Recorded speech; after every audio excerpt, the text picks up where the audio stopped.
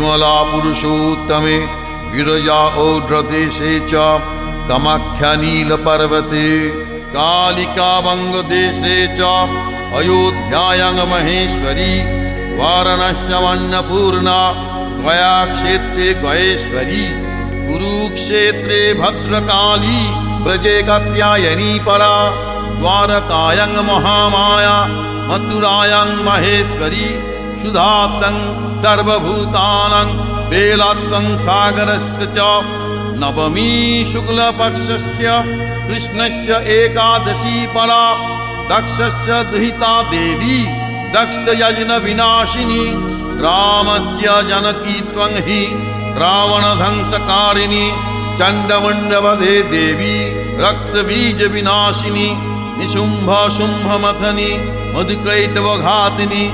विष्णु भक्ति प्रदा दुर्गा